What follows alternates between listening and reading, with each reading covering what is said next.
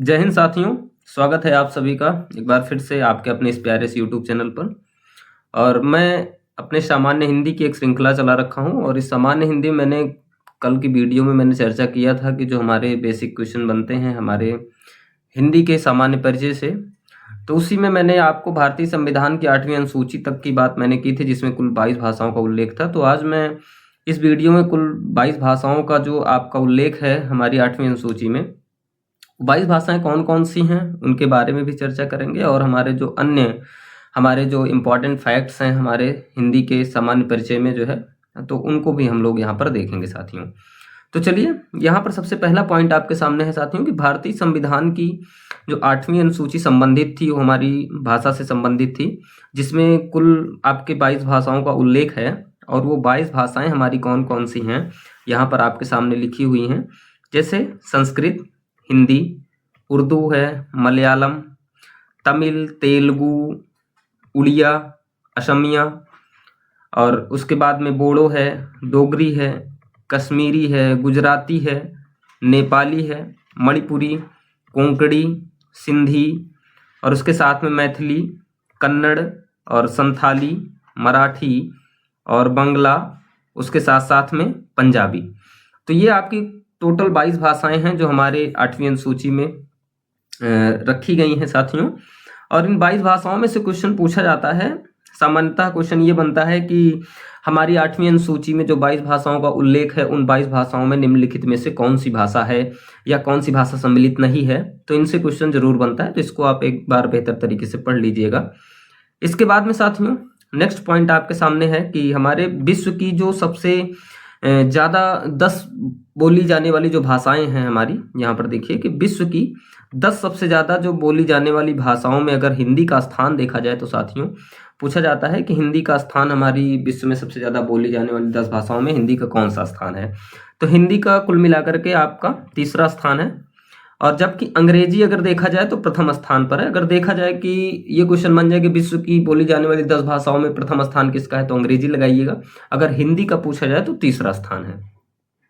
और दूसरा स्थान देखा जाए तो चीनी भाषा, और वो चीनी भाषा में कौन सी है, मंदारिन का द्वितीय स्थान है। यानी कि चीनी भाषा कौन सी, मंदारिन एक भाषा है चीन की, जो हमारी द्वितीय स्थान पर बोली जाने वाली सबसे ज्यादा भाषाओं में आती है साथियों। अब यहाँ पर बात ये थी कि अभी तक मैंने हिंदी के विशेष परिचय में आपको बताया, लेकिन अब यहाँ पर थोड़ी सी बात आ जाएगी हिंदी भाषा की उत्पत्ति के विषय में। यानी कि हिंदी के बारे में तो जानकारी ले ली है, लेकिन अब मैं थोड़ा सा भाषा के बारे में यहाँ पर आपको जानकारी दूंगा कि भाषा से कैसे, जो हिंदी भाषा शब्द है उससे कैसे क्वेश्चन बनते हैं। तो साथियों यहाँ पर आपके सामने है कि भाषा शब्द जो आपका बना हुआ है वो संस्कृत की भाष धातु से बना है। ये क्वेश्चन बन जाता है कि भाषा शब्द हमारे कौन सी भाषा से बना हुआ है या किस धातु से बना हुआ है। तो ये तीनों आपके क्वेश्चन यहाँ पर मिल जाएंगे कि जो हिंदी में भाषा शब्द की उत्पत्ति है वो भाषा शब्द की उत्पत्ति संस्कृत भाषा के भाष धातु से हुई है। और इसका अर्थ क्या होता है, इसका अर्थ होता है बोलना या कहना। अर्थात कहने का यहाँ पर इतना सा तात्पर्य है कि भाषा एक ऐसी, यहाँ पर देखा जाए कि एक ऐसा साधन है जिसके माध्यम से हम एक दूसरे से अपने विचारों का आदान प्रदान करते हैं और दूसरे के विचारों को हम लोग समझते हैं। तो यहाँ पर देखिए साथियों कि हमारे जो हिंदी के सबसे बड़े व्याकरण हैं वो हमारे कौन है, पंडित कामता प्रसाद गुरु जी हैं, जिन्होंने भाषा की एक परिभाषा दी है। ये परिभाषा पूछ ली जाती है। तो भाषा वह साधन है जिसके द्वारा मनुष्य अपने विचार दूसरों पर भली भांति प्रकट कर सकता है, यानी दूसरों से प्रकट कर सकता है और दूसरों के विचार स्वयं समझ सकता है। कहा गया है कि खग जाने खग ही के भाषा, अर्थात पक्षी पक्षी की ही भाषा समझता है, मनुष्य मनुष्य की ही भाषा समझता है साथियों। तो भाषा एक ऐसा साधन है जिसके माध्यम से हम लोग एक दूसरे के, यहाँ पर देखा जाए कि अपने विचारों का आदान प्रदान कर रहे हैं, एक दूसरे के भाव को समझ सकते हैं किस भाषा में जो है बात की जा रही है। अब उसके बाद में अगर देखा जाए एक क्वेश्चन बनता है कि भाषा के रूप कितने हैं, यानी कि भाषा के रूप कितने हैं। तो भाषा अगर अभिव्यक्ति के आधार पर देखा जाए तो भाषा के आप सामान्यतः पढ़े हैं कि 3 रूप होते हैं। कौन कौन से होते हैं, एक मौखिक भाषा है आपकी, और दूसरी लिखित भाषा है, और एक कौन सी है, सांकेतिक भाषा। कौन सी, सांकेतिक भाषा है, जिसमें मैं आपको थोड़ा सा यहाँ पर मौखिक रूप से डिस्क्राइब कर दे रहा हूँ कि मौखिक भाषा में क्या है कि हम लोग जो है अपने शब्दों से मौखिक रूप से हम लोग बातचीत करके ही जो है एक दूसरे के भावों को स्पष्ट कर सकते हैं। अगला लिखित है। लिखित में हम लोग जानते हैं कि जैसे हम लोग किसी प्रकार का प्रार्थना पत्र लिख रहे हैं या किसी प्रकार के पत्र को हम लोग लिख करके किसी को प्रेषित कर रहे हैं, तो उसमें हम अपनी भावनाओं को लिख देते हैं, अपनी बातों को लिख देते हैं। तो इस प्रकार की जो भाषा होती है वो लिखित भाषा होती है। उसके बाद आपके सामने तीसरा जो आपका भाषा का रूप है वो हमारी सांकेतिक भाषा है। तो सांकेतिक भाषा में आप जानते हैं कि हमारी बॉडी लैंग्वेज आती है, कि हमारी बॉडी लैंग्वेज मतलब शारीरिक हाव भाव जिसको कहते हो, क्योंकि हिंदी पढ़ रहे हैं तो थोड़ा सा जो है इसमें हिंदी में ही हम लोग चलेंगे। तो हमारे जो शारीरिक हाव भाव हैं, है ना, जैसे कंधे उचकाना हो गया या उंगली दिखाना हो गया या किसी को आंखों से जो है आप इशारा करते हैं, तो ये जो है सांकेतिक भाषा में आपके सम्मिलित होते हैं। अब इसके बाद में साथियों यहाँ पर भाषा से संबंधित कुछ हमारे महत्वपूर्ण बिंदु हैं जिनको हम लोग देखेंगे।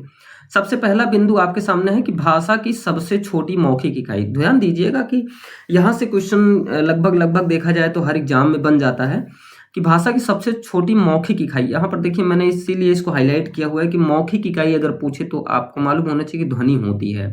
भाषा की सबसे छोटी मौखिक इकाई क्या है? ध्वनि होती है। लेकिन अगर वहीं पर देखा जाए, अगले फैक्ट में देखा जाए, तो भाषा की सबसे छोटी लिखित इकाई यदि बात की जाए साथियों, तो लिखित इकाई में आप क्या बताएंगे? वर्ण बताएंगे। अब इसके बाद में भाषा की सबसे छोटी इकाई अगर पूछा जाए, केवल इतना लिखा रहे छोटी इकाई है, तो उसको आप वर्ण बताएंगे। लिखित इकाई और छोटी इकाई ये दोनों आपके कौन से हैं? हमारे वर्ण ही हैं। अगला नेक्स्ट, वर्णों को लिखने के लिए जिन चिन्हों की आवश्यकता होती है उन्हें हम लोग क्या कहते हैं? लिपि कहते हैं या लिप चिन्ह कहते हैं। जैसे हम आप का लिख रहे हैं, खा लिख रहे हैं, गा लिख रहे हैं, है ना, तो उस जो हमारे मुख से ध्वनि निकल रही है उसको हम लोग लिखते हैं, तो उसे लिखे जाने वाले जो चिन्ह होते हैं इन्हीं को हम लोग लिपि चिन्ह कहते हैं। अगली चीज यहाँ पर आपके सामने नेक्स्ट है कि भाषा की जो लघुत्तम सार्थक इकाई। सार्थक मतलब क्या होता है? जो क्या कर रहे हैं कि किसी न किसी प्रकार का एक निश्चित अर्थ प्रदान करते हो। भाषा की लघुत्तम सार्थक इकाई अगर पूछा जाए तो आप उत्तर देंगे शब्द है हमारा। नेक्स्ट, अब शब्द क्या होता है उसको थोड़ा सा हम लोग यहाँ पर देखेंगे, क्योंकि शब्द को हम लोगों को परिभाषित भी करना होता है। जैसे कोई पूछ लेते हैं शब्द क्या होता है, तो वर्णों का सार्थक क्रम जो निश्चित अर्थ प्रदान करे उसे शब्द कहते हैं। अर्थात हमारे वर्ण जो है, जैसे मान लीजिए हमें कमल लिखना है, कमल है ना, मान लीजिए मैंने क्या लिख दिया? कमल लिख दिया। अब ये कमल जो है हम यहाँ पर एक साथ ना लिख करके हम लोग इसको क्या लिख दें? ला अलग लिख दें, मा अलग लिख दें, का अलग लिख दें, तो ये हमारा एक शब्द नहीं बनेगा, है ना। लेकिन अगर हम इसको एक प्रकार से सार्थक क्रम में रख दिए, जैसे कमल, तो एक प्रकार से ये किसको परिभाषित कर रहा है? एक फूल को परिभाषित कर रहा है, तो इसका एक सार्थक अर्थ है कमल का। तो इसीलिए हमने कहा कि वर्णों का सार्थक क्रम जो निश्चित अर्थ दे उसे हम लोग क्या कहते हैं? हम लोग शब्द कहते हैं साथियों। उसके बाद में यहाँ पर नेक्स्ट है आपके सामने पद। देखिए ये बहुत पूछा जाता है, पद और शब्द में बहुत सारे जो है बच्चे कंफ्यूज होते हैं कि पद क्या होता है। तो देखिए जब यही शब्द वाक्य में प्रयुक्त होता है, कहाँ पर प्रयुक्त होता है? वाक्य में प्रयुक्त होता है, तब इसे हम लोग क्या कहेंगे? पद कहेंगे। जैसे मान लीजिए आपने लिखा राम खाना खाता है, राम खाना खाता है। अब यहाँ पर राम खाना खाता है, देखिए राम भी एक शब्द है, खाना भी एक शब्द है, खाता भी एक शब्द है भी एक शब्द है। लेकिन अगर इसी को हम लोग व्यवस्थित क्रम में ना लिखें और इसको अलग अलग लिखें तो ये पद नहीं है। लेकिन राम खाना खाता है, तो राम खाना खाता है, इसमें क्या है कि राम खाना खाते में इसमें आपके सामने जितने भी हमारे शब्द रखे गए हैं एक प्रकार से पद हैं ये। अब यहाँ पर साथियों वाक्य क्या होता है उसको भी हम लोग समझेंगे। दो या दो से अधिक शब्दों के सार्थक समूह। सार्थक का मतलब समझ रहे हैं ना, जिसका कोई ना कोई अर्थ निकले।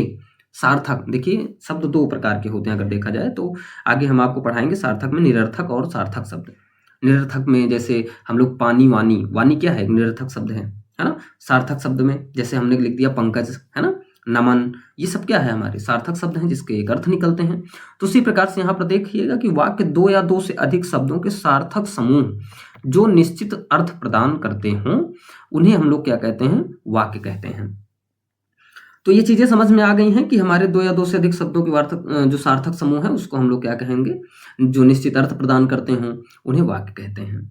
अब इसके बाद साथियों एक छोटा सा और आपके सामने फैक्ट है कि भाषा की पूर्णतम इकाई क्या कहलाती है, तो उसको हम लोग क्या कहेंगे? वाक्य कहते हैं। भाषा की पूर्णतम इकाई अगर पूछा जाए तो उसको हम लोग क्या कहेंगे? वाक्य कहते हैं। अब यहाँ पर एक छोटा सा आपके सामने मैंने यहाँ पर एक बॉक्स आपके सामने रखा हुआ है। ये जो बॉक्स रखा हुआ है मैंने, इसमें हमारा केवल इतना सा अर्थ है कि हम लोग कैसे ध्वनि से वर्ण, वर्ण से शब्द, शब्द से पद, पद से वाक्य बनाते हैं। क्योंकि मैंने बताया कि अगर भाषा की सबसे छोटी, है ना, सबसे लघुत्तम जिसको कहते हो, मौखिक इकाई पूछे तो किसको बोलेंगे आप? ध्वनि को। अगर भाषा की सबसे छोटी, है ना, हमारी इकाई पूछी जाए तो वर्ण है या अक्षर है। अगर हम लोग पूछे सार्थक इकाई अगर पूछा जाए तो शब्द है। अगर हम लोग पूछें कि जो हमारे सार्थक जो शब्द होते हैं अगर वो किसी वाक्य में प्रयुक्त हो जाए तो उनको क्या कहते हैं?